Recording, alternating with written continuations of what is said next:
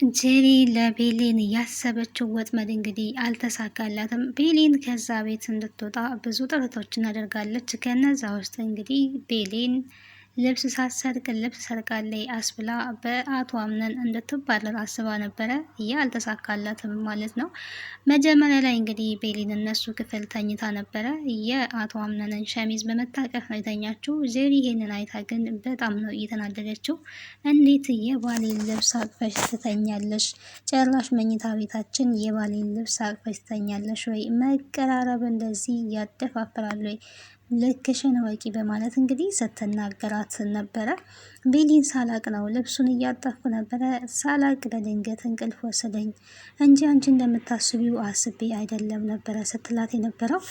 ታዲያ ጄሪ ምንም አልተዋጠላትም ማለት ነው። ይሄ ያለቻት ነገር ምንድን ነው እንደዚህ የቀየረሽ ባንዴ? አሁን ደህና አልነበርሽም ወይ? አንቺ እኮ ነሽ እዚህ ደግሞ ተቀመጪ ጠብቂኝ ብለሽ የሄድሽው ለምን ተቀያየርሽ? ስትላት አይ ልክሽን ልታቂ ይገባል፣ ቦታሽን ልታቂ ይገባል። ባሌን አቅፈሽ እስከምትተኝ መጠበቅ ነበረብኝ ወይ? ታዲያ ምን አይነት ነሽ ብላ እንግዲህ ጮኻባታለች ቤሌን ላይ። ቤሌን ይቅርታ ከማለት ውጭ ያው ሌላ ምንም ልትል የምትችለው ነገር አልነበረም። በይቅርታ የሚታለፍ ብቻ አይደለም ብላታለች ማለት ነው።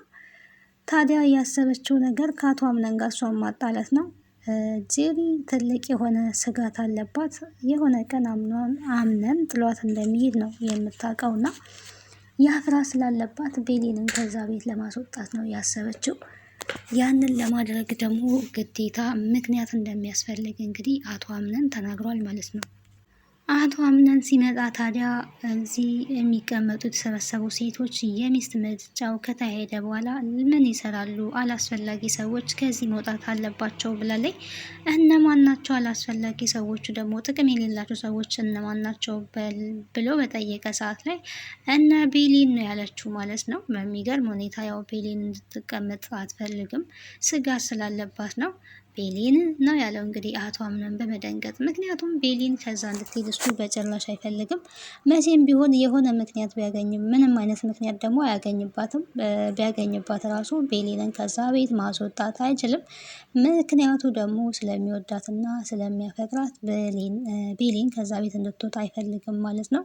ያለምንም ምክንያት እንዴት ላስወጣቸው እችላለሁ? ከዚህ ይሄንን ማድረግ አልችልም።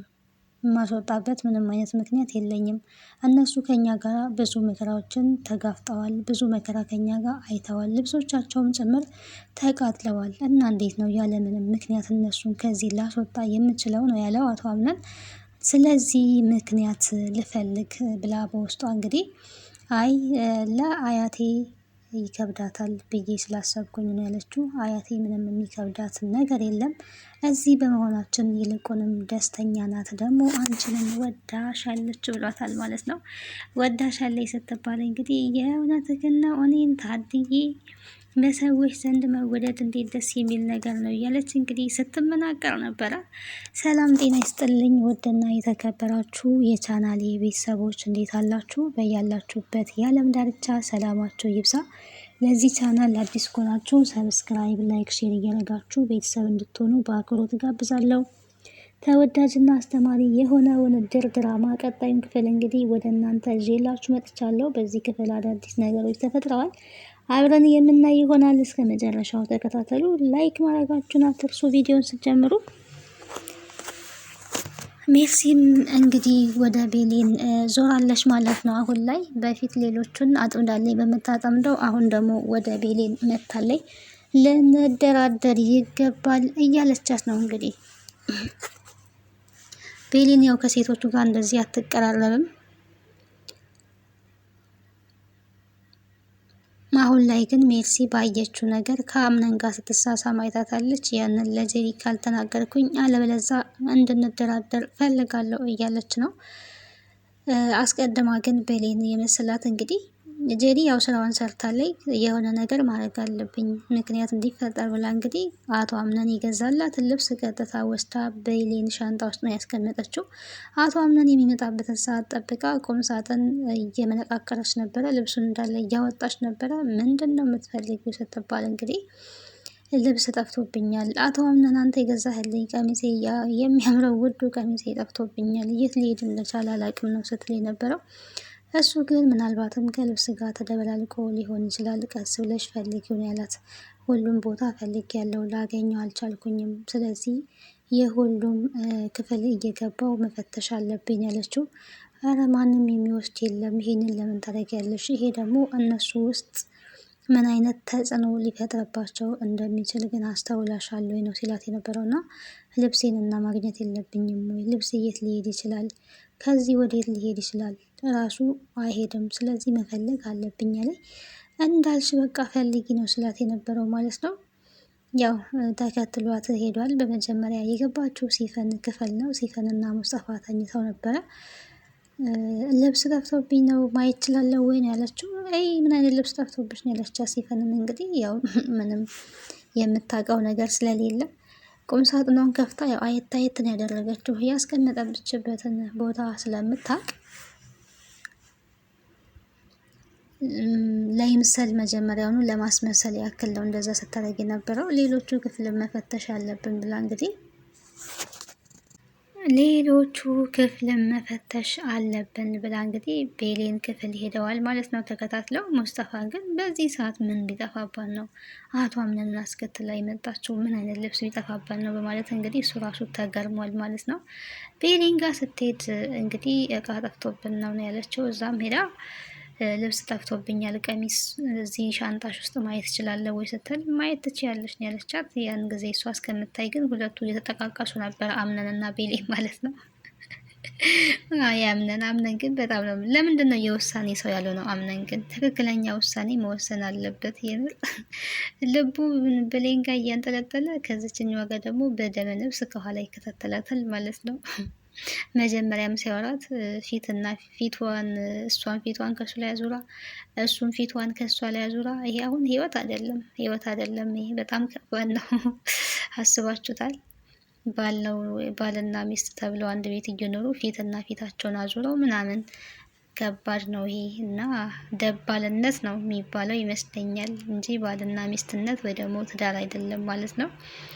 ታዲያ ሻንጣውን ዘርግፍ ስታደርገው ቀሚሱ ተገኝቷል ማለት ነው። ይሄውና ቀሚሲ ባሌ በወዶ የገዛልኝ ባሌ አቶ አምነን ብላ ነው እንግዲህ አፏን የከፈተችው ማለት ነው። ጄሪ ምን ብሎ ነው የደነገጠው? ምክንያቱም ያልጠበቀው ነገር ስለሆነ ቤሌን ተወስዳለች ብሎ ማሰብ በጣም ከባድ ነው ለሱ። የሚያፈቅራት ሴት የቀሚስ ሌባ ትሆናለች ብሎ ማሰብ ምን ልታደርገው ትወስዳለች ሲጀመር። ጄሪ ግን እኔ ያልናደደልሽ ስል ቅድም ባሌ ክፍል መተሽ ክፍላችን መተሽ የባሌን ልብስ ታቅፋሽ ተኛሽ፣ በዛ ልናደደልሽ ስል አሁን ደግሞ ቀሚሴን ሰረቅሽ እያለች እየጮኸችባት ነበረ። ለምንድን ነው ክፍላችን ገብተሽ የተኛሽው? ክፍላችን ገብተሽ ነበረ ስላት፣ አዎ አጋጣሚ ልብስ እያጣጠፍኩኝ እንቅልፍ ያዘኝ ተኛው። ልብሱንስ ሰርቀሽ ነው ወይ ስትባል እንግዲህ ቀሚሱስ እዚህ ምን ይሰራል ስትባል፣ እኔም ከእናንተ እኩል ነው ያየሁት። አቶ አምነን ካመንክ እመን፣ እኔ ያየሁት ከእናንተ እኩል ብላለች። እውነቷን ነው ያየችው፣ ከአምነን እኩል ነው። ያው ጄሪ በደንብ ታውቃለች የወሰደችው እሷ ስለሆነ። በሌን ግን በቃ ያየችው ሴራ እንደሆነ መቼስ ይገባታል። እንዴት መውሰድና ለመውሰዷን እሷ እርግጠኛ ስለሆነች ስላልወሰደች ሴራ እንደሆነ ተንኮል እንደሆነ እሷን ለማናደድ የፈጠረችው ታሪክ እንደሆነ በደንብ ተረዳለች ብዬ አስባለሁ። እኔን ለማናደድ አስበሽ ነው እንደዚህ ያደረግሽው ብላ እንግዲህ ጄሪ ስትጮህ ነበረ። አምነን ግን እንዳትዋሽኝ፣ እውነቱን ንገሪኝ፣ እየዋሸሽኝ ነው ወይ ቤሌን? አንዳችሁም ለእኔ አታስቡም ወይ? ልታሳብዱኝ ነው ወይ ነበር ሲል የነበረው። እኔ እማቀው ነገር የለም፣ ከእናንተ እኩል ነው ያየሁት አቶ አምነን፣ ልትረዳኝ ይገባል። ምንም የማውቀው ነገር የለም ብላለች። አቶ አምነን አትበይኝ፣ ሁላችሁም እኔን ለማሳበድ ነው አላማችሁ ብሎ ወጥቷል። እንግዲህ ሌላ ምንም ያላት ነገር የለም። ጄሪ የጠበቀችው ግን እንደዚህማ ልብስ መስለቅ ከጀመርሽ ነገ ሌላ ነገር የምትሰርቅ ያለሽ ከዚህ ቤት መውጣት አለብሽ እንድትባል ያንን አስባ ነበረ። አልተሳካላትም ማለት ነው። እስከ መቼ ነው እንደዚህ የምኖረው? ይሄው ልብስ ሰረቀች ብዬ ብናገርም ምንም ነገር ሌላት አልቻለም። ዝም ብሎ ነው የወጣው። አምነን ሳይወደኝ ግን እስከ መቼ ነው አብሬ የምኖረው እያለች እንግዲህ አሁን ጄሪ ራሷን እየጠየቀች ነው። በነገራችን ላይ ጥሩ ጥያቄ ነው ራሷን የጠየቀችው። እስከ መቼ ነው በእንደዚህ ሁኔታ የምትኖረው? ከማይወዳት ሰው ጋር ከባድ ነው። ከማይወድ ሰው ጋር መኖር በጣም ከባድ ነው። ምንም ስምምነት ከሌለበት ህይወት ማለት ነው። እና ብቻዋን በሀሳብ ተውጣለች። የጠበቀችው አልተሳካላትም፣ አልሆነላትም ማለት ነው። እዚህ የተቀመጡት ከእኛ ጋር ብለው ነው፣ እኛም ብለው ነው። ብዙ መከራ አሳልፈዋል ሲል እንግዲህ ያለችው ንግግር የመከራዎቹ ባለቤቶች እነሱ ቢሆኑስ፣ መከራው በእነሱ ምክንያት ቢሆንስ የሚመጣው ብላናለች እንግዲህ ብላ ነበረ እንግዲህ ያንን አልተቀበለውም አቶ አምነን ማለት ነው። ቤሌን በምን ውስጥም የለችም እንግዲህ እንደዛ ተናግሮት ከወጣም በኋላ እሱ ግን ለምን አለበት እሷ እንኳን ብትረዳኝ ማንን ነው ማመን ያለብኝ እያለ ከራሱ ጋር እያወራ ነው። የአቶ አምነን ባህሪ ከበድ ይላል። እንደመጣለት ነው የሚናገረው። በነገራችን ላይ እንደዚህ አይነት ባህሪ ከባድ፣ ልክ እንደመጣለት ይናገራል ማለት ነው። ይሄ ደግሞ ሰውን ያስቀይማል። ምናልባትም ከአቶ አምነን ጋር የምትኖር ሴት በጣም ልበ ሰፊ የሆነች እና የእሱን ጸባይ በደንብ የምትረዳ ሴት ካልሆነች ከባድ ነው። የሆነ ሰዓት ላይ ቤሌንን አፈቅርሻለሁ፣ ወድሻለሁ ይላል። የሆነ ሰዓት ላይ ደግሞ ሲመጣበት ይናገራታል። ስንት ጊዜ የተናገራት እና ይሄ ከባድ ነው። ቤሌን በጣም ቻይና ትዕግስተኛ፣ መቼም ስለምታፈቅረው ትታገሳለች ሁሉንም ነገር ብለን እናስባለን። እንደዛ ነው መሆን ያለባት። ይሄንን ወሬ ታዲያ እነሱ ሲያወሩ ሜርሲያው እንግዲህ እዚህ ቤት እንድቆይ ከተፈቀደልኝማ በደንብ አድርጌ ማታም ቀንም 24 ሰዓት ወሬ በደንብ አዳመጣለሁ እንዳለችው፣ ያው ወሬ ለማዳመጥ ፎቅ ላይ ተንጠልጥላ ወሬ እያዳመጠች ነበረ። እናት ዛራም ከኋላ ከተል ብለው እያዳመጡ ነበረ። ምን ልትሰሪ መጣሽ? ምን ልታዳምጪ ነው ደግሞ እዚህ ምን ትሰሪያለሽ? ስትላት እንግዲህ ሜርሲና ዛራን አንቺ የምታዳምጪው ነው እኔም ላዳምጥ የመጣሁት፣ በዚህ እድሜሽ ወሬ ለወሬ መንሸዋኮክ አይከብድም እየተባባሉ እንግዲህ እየተነቋቋሩ ነበረ። ከታላላቆቻችን ተምረን ነው። ወይኔ የእናት ዛራ ምልስ እና የጄሪ ንግግር በጣም ነው ያሳቀኝ በነገራችን ላይ እና ከትላልቆቻችን ተምረን ነው። ግን ወዲያው የአቶ በር ሲከፈት ሲሰሙ ቀጥታ የገቡት ወደ ሽንት ቤት ነው ማለት ነው። የተደበቁበት ሽንት ቤት ነው።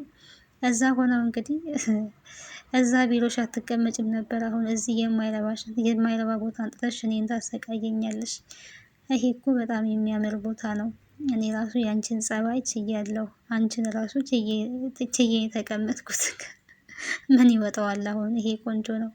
ጊዜ ግን አየሽ እኔና አንቺን እንኳን እንደዚህ አንድ ቦታ ላይ ያስቀምጠን ብላለች። እውነት እኮ ነው። ያንቺ ቢሮ ኩሽና ነው ስትላት ሁለቱም እንግዲህ ሽንት ቤት ውስጥ ተገኝተዋል በተመሳሳይ ጊዜ ማለት ነው። እና ህይወት እንደዚህ ናት። ማንም ላይ ከፍ ያለ ቢመስለውም የሆነ ሰዓት ላይ ግን ከሚነቃቸው ሰዎች ጋር አንድ ላይ ይሆናል ማለት ነው። እና ጊዜ ተገለባባጭ ነው፣ ቋሚ አይደለም። ወሬ እንግዲህ አያመልጣትም እና ቤሌን ከፍቷት ለእናት ዛህራ እየተናገረች ነበረ። ከዛ በኋላ ግን ቤሌን ላናገረች ፈልጋለሁ ብላ ጠርታታለች። አይ በቃ ነግራታለች ማለት ነው። ምንድን ነው ማድረገው እያለች ሄዳለች። ቤሌን ስትላት ገና እንግዲህ ምንድን ነው ያለችው እሷ ቶሎ ብላ ታዲያ ቤሌን ሜርሲን እንዳየቻት እኔ አውቄ አይደለም ሁሉንም ነገር በድንገት ነው፣ ላታምኚኝ ትችያለሽ። ቀድማ ነው የለፈለፈችው በነገራችን ላይ ቤሌን ማለት ነው። በድንገት ልብስ እያጣጠብኩ እያለሁኝ ክላስ ላስተካክል ገብቼ እዛ አልጋ ላይ ተኛው እንጂ አስቤ አይደለም ያለችው። ምን አልጋው ላይ ብቻ ነው የወደቅሽው? ከንፈሩ ላይ ወድቀሽ የለም ወይ ብላ እንግዲህ አሳፍራታለች ማለት ነው። እንዳየቻት አታውቅም የነበረው ቤሌን ማለት ነው። ቤሌን እንዳየቻት አታውቅም። ይሄ ምንድን ነው? ምን ማለትሽ ነው ስትል እንግዲህ ምንድን ነው የሰው ባል ስታማግጪ አይችሻለሁ። ይሄንን ደግሞ ለጓደኛዬ ጄሪ፣ ለእህቴ ጄሪ ከምነግራትና ከምንደራደር የቱ ይሻልሻል ብላታለች። አረ እኔ ምንም የማውቀው ነገር የለም፣ እኔ ምን አደረግኩኝ? አቶ አምነን ነው ተናዶ እንደዛ ያደረገው፣ ይህንን ላታምኝ ትችያለሽ ብላታለች። ያው እንዴት ታምናታለች? ያው ሲሳሳሙ አይታለች። አቶ አምነንን ታፈቅሪዋለሽ እኔ ቤሌን እኔ ስትል አይ እኔን ነው ወይ ጄሪ ማናት ሜርሲ በጣም ነው የምታስቀው። በነገራችን ላይ አይ እኔን ነው እያለች ነበረ። እኔ ምንም ያደረግኩት ነገር የለም አቶ አምነን ነው ተናዶ። ስለዚህ የእሱን ትኩረት ስበሻል ማለት ነው፣ እሱ ልብ ውስጥ ገብተሻል ማለት ነው። ራሳችሁ ሴቶች ወንድን ካሳሳታችሁ በኋላ እሱ ነው ምናምን ትላላችሁ እያለች አሁን እንደራደር፣ አለበለዚያ ግን ለጓደኛ የጄሪ ሁሉንም ነገር እነግራታለሁ ብላለች ማለት ነው። እነግራታለሁ ብላለች። በምንድን ነው የምንደራደረው? በወሬ። ቤሌን እንግዲህ በወሬ መደራደር ምን እንደሆነ የምታውቀው ነገር የለም ስላልኖረችበት። ሁሉም እኮ ይህ ለነ ሜርሲ አሁን ቀላል ነው በጣም በወሬ መደራደር ችግር የለውም። ለሲፈን ለሜርሲ በወሬ መደራደር የተለመደ ነው። ቤሌን ግን መደራደር ማለት ምን ማለት ነው እያለች እንግዲህ በወሬ ነው የምንደራደረው ስትላት እንዴት ነው ያለችው? አያቴ ሴማን እየተከታተልሽ ስለ እኔ ምን እንደምታወራ እያመጣሽ መረጃ መስጠት፣ አለበለዛ ደግሞ ይሄንን ያንቺን ጉድ እኔ ለጓደኛዬ መናገር የቱ ይሻልሻል መረጪ ተብላለኝ ማለት ነው። እኔ እንዴት ይሄንን እኮ እንዴት ማድረግ እችላለሁ? አንቺ ከአያቴ ሴማ ጋር አትዋደጂም ወይ ስትላት፣ እኔ የምወደው ራሴን ብቻ ነው ብላለኝ ማለት ነው። ራሴን ብቻ ነው የምወደው ብላለኝ እና ራስ ወዳድ መሆኗንም በደንብ አድርጋ ተናግራለች። እንግዲህ ይሄንን እንዴት ማድረግ እችላለሁኝ? ቢታወቅብኝስ? ቢነቃብኝስ? ስትል ጌም ኦቨር ጌም ኦቨር ብላታለች። ቤሌን በዚህ ነገር ባትተባበር ደስ ይለኛል። እኔ የሜልሲ ወጥመድ ውስጥ መግባት የለባትም። ከተናገረችም ሄዳ ትናገር፣ አለቀ። እንደውም ጥሩ ነው፣ ግልጽ ይወጣል ማለት ነው። ደግሞ ወይ በግልጽ ለአቶ አምነን መናገር ነው ያለባት። በነገራችን ላይ ድብቅብቅ የሚደረግ ነገር በህይወት ውስጥ በጣም ዋጋ ያስከፍላል እና እንደዚህ ብላኛለች ሜርሲ ብላ ለአቶ አምነን መናገር ነው። ወይንም ከዛ በኋላ ለጄሪ ቢነገራትም ምንም የምታመጣው ነገር የለም ማለት ነው። እናት ሳራ እኮ ብለዋል፣ ልጄ አንቺ አልጋው የእሷ ቢሆንም የአምነን ልብ ግን አንቺ ጋር ነው ያለው፣ ስለዚህ አትፍሪ፣ አትደንግጪ ብለው መክረዋታል ማለት ነው። ስለዚህ ልቡ ያለው ያምነን ቤሊንጋ ስለሆነ ይህንን ደግሞ ጄሪም ታውቃለች፣ በደንብ ነው የምታውቀው። ለዛም ነው ቤሊን እንድትወጣ የፈለገችው። ግን መቼም ቢሆን አያስወጣትም። ከዚህ በፊት እንኳን እናት ሳራን ውጪ ብሎ ሲያስወጣ እኔም ከእናት ሳራ ጋር ሄዳለሁ በማለት ሻንጣዋን ይዛ ስትነሳ ምንድን ነው ያደረገው? ቤሊን ተመለሺ ነው ያለው። ተመለሱ ሁለታቸውንም ብሎ እንግዲህ ሁለታቸውንም መልሷል። ቤሌን ከዛ ቤት እንድትሄድ አይፈልግም። ስለዚህ ስለሚያፈቅራት ስለሚወዳት፣ ግን በጣም የውሳኔ ሰው መሆን አለበት አምነን ማለት ነው። በፊት እንግዲህ ጄሪን ልጅ እስከሚወለድ ነው ሲል ነበረ። አሁን ላይ ደግሞ ያው እሷን እየተንከባከበ ነው። በእርግጥ ብዙ ደም ስለፈሰሳት በጣም ስላዘነች በዛ ነው እንግዲህ ይሄ ነገሩ ደስ ይላል። ባይፈልጋትም ባይወዳትም ባያፈቅራትም ግን እንደዚህ ለሞራሏ መጠንቀቁ፣ ልጇን አታለች ብሎ እንደዚህ መንከባከቡ ይሄ በጣም ትልቅ ነገር ነው። የራሷ ጉዳይ ብሎ ጥሎ ወደ ብሌን አለመጠቃለሉ፣ ለዚችኛዋ ሴትም ጊዜ መስጠቱ፣ ባይወዳትም በሱ ምክንያት ያው በእርግጥ በሱ ምክንያት አይደለም፣ እሱ በእኔ ምክንያት ነው ብሎ ነው የሚያስበው። የኔ ልጅ አታለች እኔም ልጄን አጥቻለሁ ብሎ ነው የሚያስበው። እና ግን እሷ ፈልጋና እሱን አስክራ ወይ ደግሞ በመድኃኒት እንደዛ በወጥመድ አብራው ብታድርም ግን ደግሞ ስላሰበላት ይሄ መልካም ነገር ነው ማለት ነው።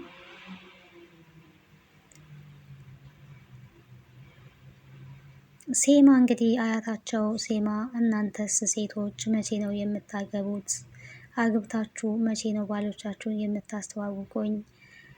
ከዛ የግቢ ልጅ በልጅ እንደሚሆን ምንም አልጠራጠርም። የግቢ ልጅ በልጅ ይሆናል።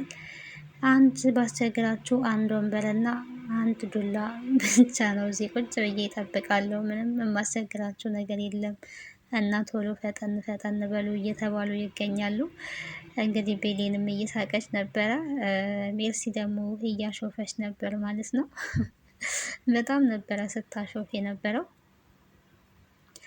እንግዲህ አያታቸው ሴማና አቶ አምነን ስለ ውጭ ቆይታዋ እንድታጫውተው እየጠየቃን ነበረ። የውጭ ቆይታሽ እንዴት ነበረ ሲላት እንግዲህ በጣም ደስ የሚል ነበረ፣ ልጅ የሆንኩን ያክል ነበረ ሲሰማኝ የነበረው ብላለች። ጄሪም ቀበል ብላ እዚህ ይሻላል ወይስ እዛ ውጭ ይሻላል ብላ ነበር። ኧረ እዚህ ነው የሚሻለው፣ የሰው ሀገር እኮ ከነስሙ የሰው ሀገር ነው ብላለች። እውነቷን እኮ ነው። ምንም የሰው ሀገር ቢሞላ ንብረት ሀብት ሁሉ ነገር ቢኖርም እንደ ሀገር አይሆንም ማለት ነው። እና ሀገርን የመሰለ ነገር የለም። ስደት ለጊዜው ለመለወጥ ለመስራት ካልሆነ በስተቀር ለዘላቂ ህይወት አይመከርም። ሀገርን የመሰለ ነገር የለም። ጥሩ ምላሽ ነው የሰጠችው እንግዲህ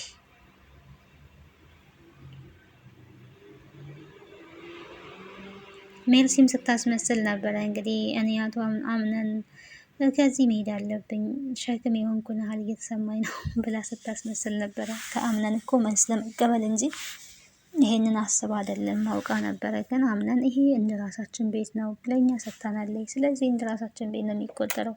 ምንም ነገር ሊሰማሽ አይገባም። ምንም ነገር ሊሰማሽ አይገባም። ዘና ማለት አለብሽ ብሏታል። እንግዲህ እንደዛ ከተፈቀደልኝማ ትንሽም ቢሆን ነፃነት ይሰማኛል። እንደዛ ከሆነማ 24 ሰዓት ወሬ ያዳምጣለሁ። የሚሰማኝም ካገኘው 24 ሰዓት አወራለሁ ብላለች ሜርሲ የወሬ ሱስ። እና ቀጣዩን ክፍል እንግዲህ አብረን የምናይ ይሆናል። ስለነበረን ቆይታ አመሰግናለሁ። ቤተሰብ ያልሆናችሁ ቤተሰብ ሁኑ። ሀሳብ አስተያየታችሁን በኮሜንት ሴክሽን ላይ አስቀምጡልኝ። ከዚህ ድራማ ምን ተማራችሁ? ይሄ ድራማ እንግዲህ አስተማሪና ተወዳጅ ድራማ ነው። ብዙ ነገር እንተምረንበታል። የቤሊን ፈተና እንግዲህ መጥቶባታል። በፈተናው እንግዲህ አትሸነፍም ብዬ አስባለሁ።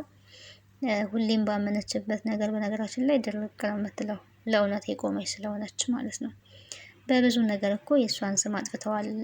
ለእሷ ይሄ አዲስ አይደለም በነገራችን ላይ